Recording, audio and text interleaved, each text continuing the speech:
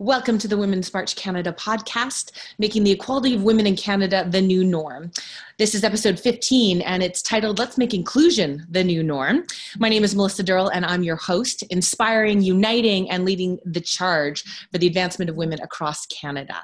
Please give a warm welcome to this week's guest, Gillian Smith. Now, if you haven't heard of her before, you will. Gillian Smith is an Ontario Progressive Conservative Party candidate for the University-Rosedale area in Ontario, Toronto. She was the Chief Marketing Officer for the Toronto Regional Board of Trade and also the Executive Director and CEO for the Institute for Canadian Citizenship. So, wide breadth of things that we can discuss today. Gillian's reputation for inclusion and volunteering makes her an ideal candidate for igniting change in Canada. So, welcome, Gillian, and thanks for joining us today. It's my pleasure. Thank you. So, Gillian, we have to start with this, the wild 10 days you've likely had as a candidate for the Ontario Conservative Party. Let's start with a little bit about where were you and how did you hear about Patrick Brown? Well, I heard when everybody else heard, when the media were stampeding to Queen's Park for a press conference. So tuned in and saw Patrick and then immediately started to think, okay, well, life's going to be different from here on in. Yeah. But I do have to say, I'm proud of our party and how decisive and unequivocal we've been in that type of behavior. Alleged behavior is unacceptable to the party. It's unacceptable in Canadian society, any society. Right. So deal with it. And we've continued to put one sure foot after the other in dealing with what we need to do. Now we're into a leadership campaign. We have amazing candidates that are coming forward for leadership. My hope and my belief is that this entire process, hard as it is to go through, it's going to leave us a stronger, better party. And quite frankly, Ontario is asking of us the same thing. Ontario is asking for a change of government. That's what we need to be focused on. We need to be focused on the needs of everyday Ontarians and get on with contesting the election. Mm-hmm. And you've got some pretty incredible female candidates that are coming forward. Do you know either Caroline Mulroney or Christine Elliott? Oh, well, sorry, I didn't mean to interrupt. Christine Elliott, I know by reputation, formidable reputation at that, real community champion, champion of the disabled, etc. Caroline has been a personal friend of mine for more than a decade, and she is a powerhouse. She's got just an incredible career as a lawyer, as an investment banker. The Shoebox Project is what she started with her sisters-in-law a couple of years ago, which puts together not necessary but highly prized and valued products into these beautiful little shoe boxes that are delivered to women's shelters every year. That program has now that's now expanded into the United States. She's got, we are both twin moms. She's got a beautiful set of twins amongst her 4 children, I should say. Yeah. And so I admire her greatly. And I'm very, very proud of my friend. Very cool. So I guess we know who you're hoping for. It's a quick race. It's about 5 weeks. Is that right? Yeah. The leadership vote will happen on March 10th. Great. So as a new candidate then, how have you felt the communication has been going with everyday regular people who aren't part of the Ontario Progressive Conservative Party, but are seeing all of this happen? How do you feel that you're communicating to regular people to know about what's going on and what the next leader might look like? Well, I hope effectively. I mean, quite frankly, this is the most media attention I think our party has had in years. So making sure that we're getting across the message that Ontario is calling for change, and we want to be the party that will earn the trust of Ontarians to be that change. So there are a couple of things that you do have to recognize, as you said in your question.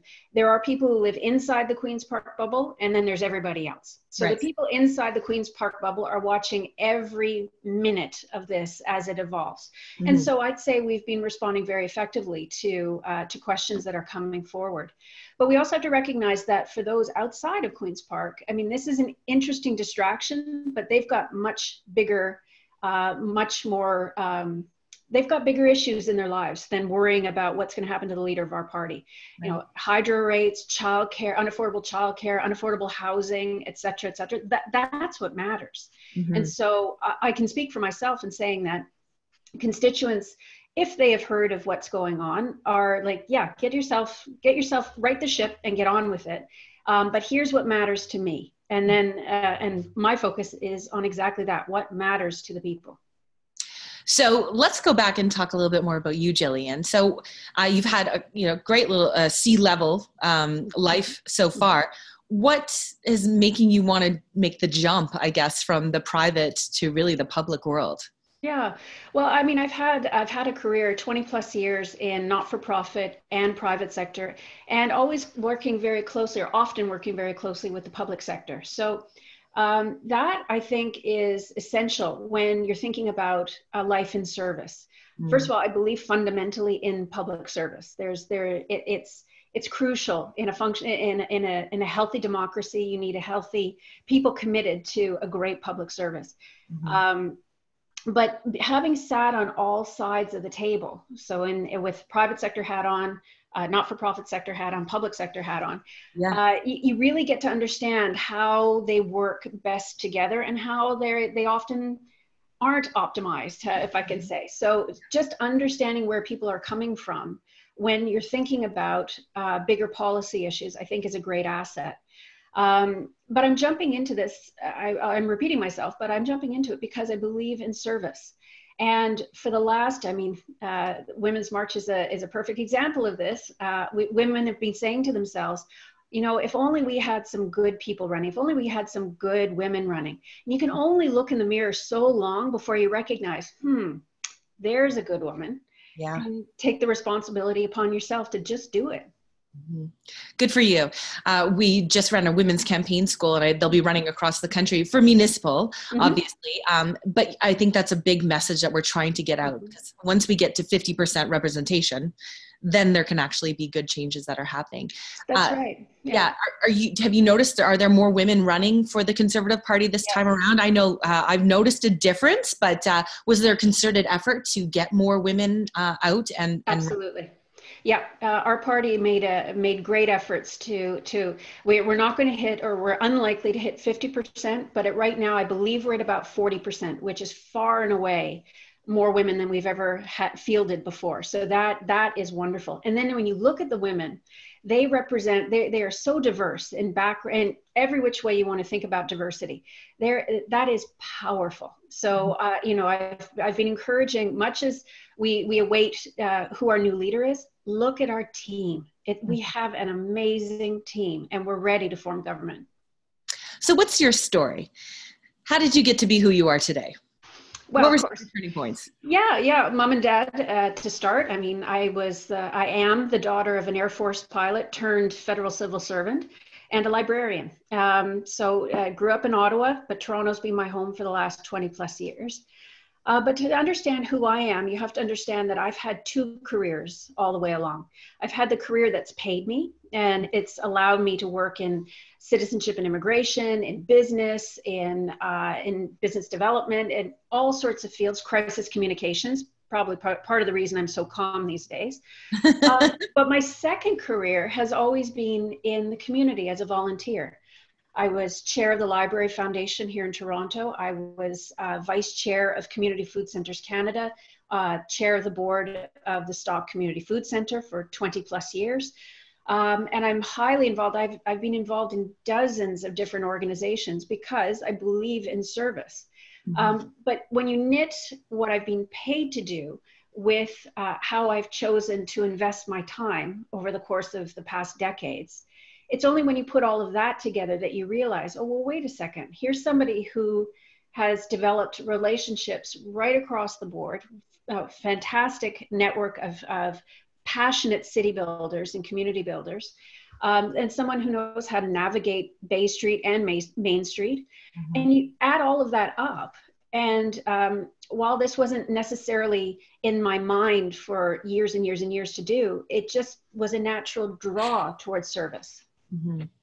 I find it really interesting. A lot of women, young women that I'm talking to or mentoring, they talk about getting onto boards and how difficult it is. And we know that there's a lack of women that are applying to boards. At least that's what we have to hope, because there is such an, the statistics show there's so few women on board. So what I'm hoping is they're not applying, and that means that's why the statistics are what they are.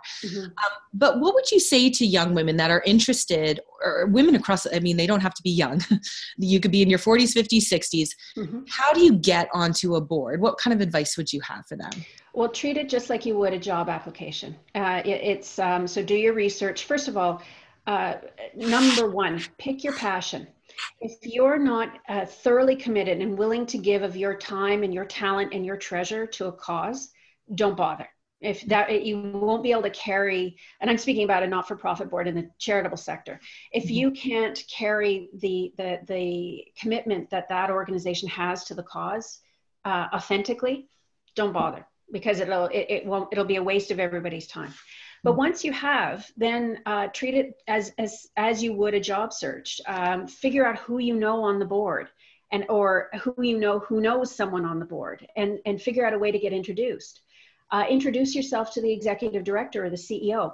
Good litmus test I've always found is if an organization doesn't return a prospective volunteer's call, that's a red flag for me. Because if somebody is willing to give up their best and only asset, which is their time, to your cause, you return their phone call.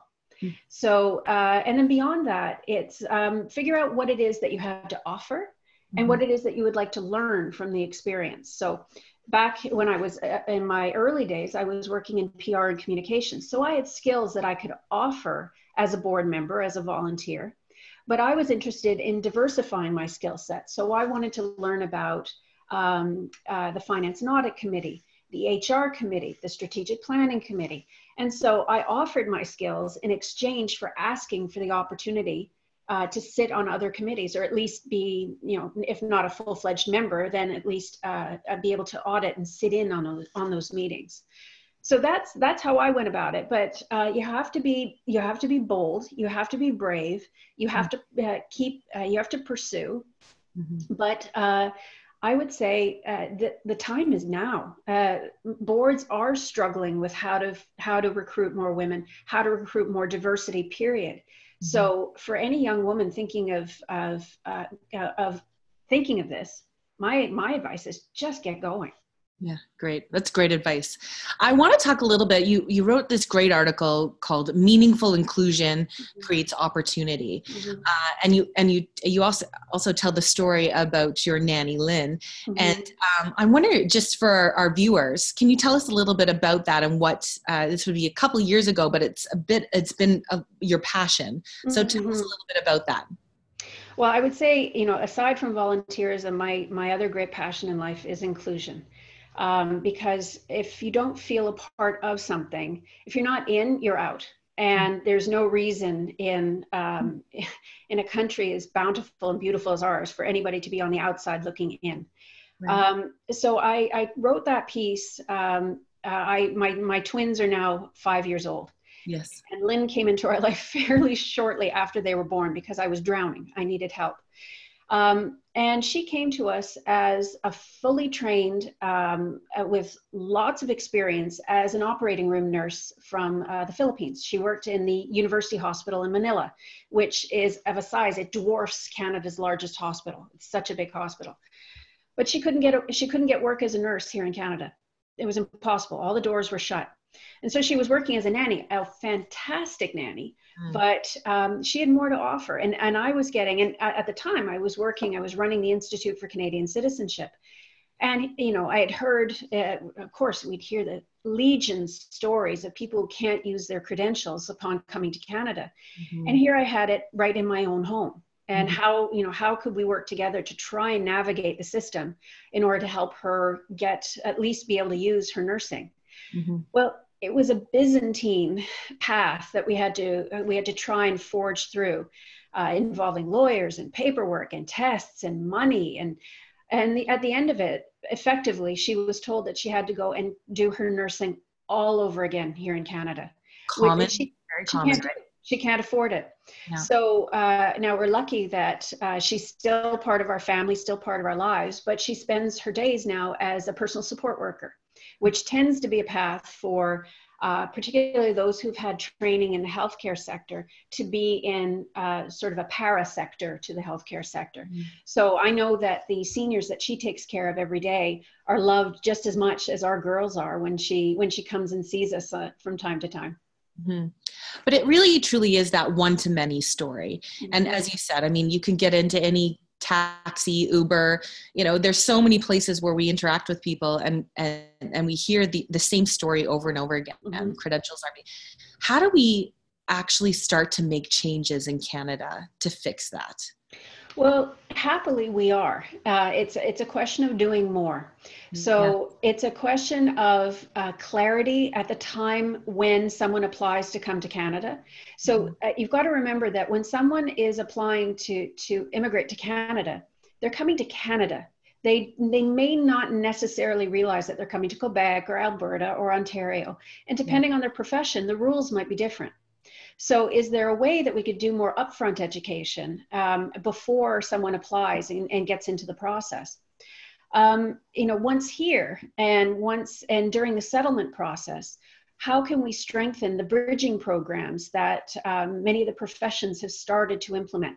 I'll say Ontario's teachers have done a marvelous job in figuring out the equation of training in other countries to training in Ontario. So they've been at it a long time. They started this before the hue and cry for these types of programs really began. Mm-hmm. But what can all of the regulated professions, particularly the ones at the provincial level, do to make it really simple and clear to understand, here's how we've assessed your credentials, here's what our credentials are, and either you're in, or here's a concrete pathway for you to be able to get in. Mm-hmm. I see it as nothing but opportunity. And quite frankly, we need these skilled workers, both in the professions, the skilled trades, skilled labor. We need them. Our economy needs them.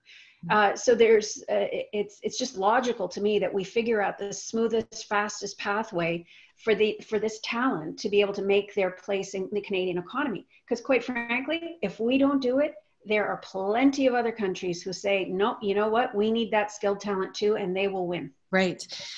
Now, Gillian, when I first was reading your article and I was watching your YouTube video, and we can put a link to it too for people who want to see it, I kept thinking, why is she not running federally? Why? So how did you make the decision, not to go for that either immigration critic or immigration minister and think of it on a provincial level? And I think you just were mentioning here, it's really the provincial level is where you can start to make some more almost on the ground decisions. But I'd love to hear from your perspective. Mm-hmm. Why not federal? Why provincial? Well, there are a couple of reasons. For us as progressive conservatives, I was and am very excited about a party that's building itself anew. Okay. And so when you look at our platform, it's a centrist platform. It's we're moving in that direction. And I want, as a moderate, as a social progressive, and as a fiscal conservative, I can see myself in the party we're building. That's really exciting to me. Mm-hmm. The second is, Ontario's in a lot of trouble. We are the most indebted subnational government in the world. Ontario's debt is $320 billion and growing. So we need serious people to come to the table and say, hang on a second, this is a ridiculous situation for such a supposedly prosperous province to be in. We really need to get to work. And third, the province is actually a place where you can make a lot of difference. So, be it citizenship and immigration, be it energy, be it there are so many files that where the province is the best, most effective actor. And selfishly, one little selfish reason is I get to stay in Toronto, which is, I love this city. I love it to bits. It's my home. And to be able to do this amazing work and be able to take the subway into Queen's Park, if I'm lucky enough to get there, yeah, it's perfect. Yeah. And I think, thank you for explaining that. that to me also is really interesting, because that is a bit of a roadblock for a lot of women to go into sort of that provincial and federal, because you do. I mean, you're moving to a different city, or some are. I mean, you're lucky the Ledge is in Toronto. And so, your kids, you said, are 5 years old, so probably they're in kindergarten right now, I'm assuming. Well, they are in senior kindergarten, and then they have a brother who is my bonus boy, who's 22. He's in his fourth year of university. Oh, awesome. Okay, well, you span this. Okay. So, but I guess, so for you, I mean, how are you going to balance politics? I mean, we're talking to you about politics, but you've been managing a C-level career. I often hear from people, how do you do it? So how have you been able to keep a healthy relationship going with your children and volunteering and all the things that you do? I don't think there's a secret to it, but how have you managed it so far? Well, I would say my mother has always called me the 48-hour person packed into the 24-hour day. So I have a surfeit of energy, and the dangerous thing is when that energy is not completely deployed. So there's that. I'm ruthless about my time. Yeah. And so I really am disciplined about how I spend my time. I don't procrastinate. You just get on with things. But when I'm home with my family, I put my phone away. So, if there is an emergency, yes, it does ring, and I will take a look. But when I'm with the girls, I'm with the girls. We have our time together. And when I'm at work, I'm at work. Now, of course, if a girl is sick and I have to leave, well, that's fine. But I think part of it is, and part of it is being enabled by a changing workplace culture, which is, I've always been lucky where I've worked in organizations where so long as the work is done, my bosses have had trust in me that, I may not be sitting at my desk, but the work is getting done. So for me, it's meant that work and life exist in a tumble. So sometimes work gets done at 3 o'clock in the morning, and sometimes I have to be at home with my family at 10 a.m. Okay, that's fine. Everything's getting done. So long as everything's getting done, the concept of FaceTime that you used to have at the office, I really find is going the way of the dodo bird. Workplace culture is something really interesting. It's something we've spoken a lot about, obviously, with the Me Too movement and Time's Up and everything that's going on here in Canada. What are your thoughts on it as you move into a very male-dominated space, or, as you hope to move into a very male-dominated space at Queen's Park? Well, that's why I'm doing what I'm doing. We have to, it's what we talked about earlier. If you want change, you have to change. So women have to step up and step forward. And so it would be my responsibility, if I were lucky enough to get where I'd like to go and represent University-Rosedale at Queen's Park, my responsibility then is to work with all groups to say, okay, here's what I just lived through to get here. And here's the pathway for you to do it too. And here's how to get involved.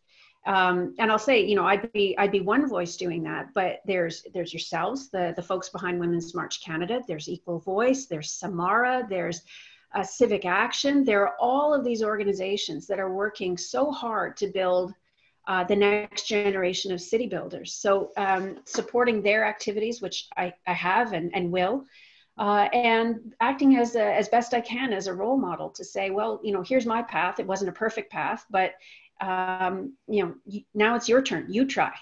Yeah, good for you. One of the things that the woman who helps me put together this podcast, she said, ask her what other projects does she have up her sleeve. So I don't know if that was like something that, so you're running for MPP. Do you have any other big projects you're working on right now? Well, no, this one's all consuming. So this is really a 24/7, but it doesn't mean that I don't have ideas floating through my mind. So other ideas other than this, but I had to pursue this run, I had to step away from quite a number of my volunteer activities because they're strictly nonpartisan. I had to step away from my job. So, if I intend to win on June 7th, but in the slight chance that I don't, I'm joking here, I have to think about what is the next step for my career. And I think that is, no matter what happens, I'm on the greatest adventure I've ever undertaken. Before I wrap up, have you started door knocking? Oh gosh, yes. I've door knocked the entire riding once, and I'm Yeah. now into my second pass. So I've been at this since June of last year. So when all is said and done, I will have been campaigning for about a year. So that's that. You can't tell somebody that they're going to like door knocking. In fact, they'll tell you, door knocking's not for me. Mhm. But it is fun. Yeah. You have a second on somebody's doorstep, and you're respectful and mindful that you are on their property, Yeah. and you've got a second to try and convince them to spend maybe a minute or two to talk to you. I love, for whatever reason, I relish that challenge, and I've just been having a ball. And I'm lucky that I've got such a nice big crew of volunteers who come out with me night after night after night after night and all weekend. Yeah. I did some door knocking myself. I've been a political wonk my whole life, Mm-hmm. but to me, it's that there's so many misconceptions, whether, through the media or even now in a social media age where people are just reading headlines and not getting the whole depth of a story. Mm-hmm. So I found door knocking was such an interesting experience because you can actually talk to people, real people, Mm-hmm. about where they are and what they're thinking. Mm-hmm. Were there any surprises for you as you've been hitting your entire riding? Well, the number one surprise is how much I enjoy it. But the surprise, well, there have been some unpleasant surprises. So a woman who comes to the door wearing two coats, and this would have been in early January, and her house it was as cold inside her house as it was outside. And and you've got to be careful. You don't want to pry too much. And I wondered, she shouldn't have her heat shut off. That shouldn't be the issue. So I wondered if maybe her furnace was broken, but it was, or maybe she just doesn't know that there are programs that could help her. Yeah. So that was tough. I walked away really wondering what I could do there. And then another not so great one was, I met up with, I knocked on the door of an elderly woman who said, I can't afford to live in this house anymore. She said, I have this house. It is an asset, but what am I supposed to do? Am I supposed to eat the bricks? Right. And you walk away from that door, both feeling horrible Mm-hmm. and feeling completely energized that yes, there is something that can be done for these folks. That's why I'm doing what I'm doing. Yeah. But your heart can't help but break a bit when you leave those doors. Yeah. But I think that's the most important thing to learn when you're door knocking, right? Mm-hmm. Those people are going to be your boss if you get Mm-hmm. elected, and you need to serve them, right? That's right. Yeah. That's right. If you're elected, you're elected to serve everybody. Mm-hmm. Gillian, if people want to find out more about you, do you want to give us your Twitter handles, a website, all that jazz? Yep. Yeah, absolutely. So the website is Gillian with a G, gilliansmith.ca. My Twitter handle, which inadvertently gives away my age, is at Gillian Smith 73. And I'd be delighted to hear from anybody who's interested in the campaign or me or getting involved as a volunteer in any dimension. That would be great. Thank you so much. So My I pleasure. appreciate Thank you coming you. on our show. Yeah, you're fantastic. And so thanks to Gillian Smith, of course, and thanks to everyone that's tuned in to listen. Your comments are welcome and encouraged. So please subscribe to the Women's March Canada channel and receive an update every time we upload a new podcast, which is usually weekly. Our mission across Canada is to stand together in solidarity with our partners and children for the protection of our rights, our safety, our health, and our families, recognizing that our vibrant and diverse communities are the strength of our country. This is the Women's March Canada podcast. You can find us on Twitter at Women's March CDA and our website, womensmarchcanada.com. I'm Melissa Durrell, and I'm wishing you a great day. There we go. And we are out. Wonderful. Are we out? Let me just see here.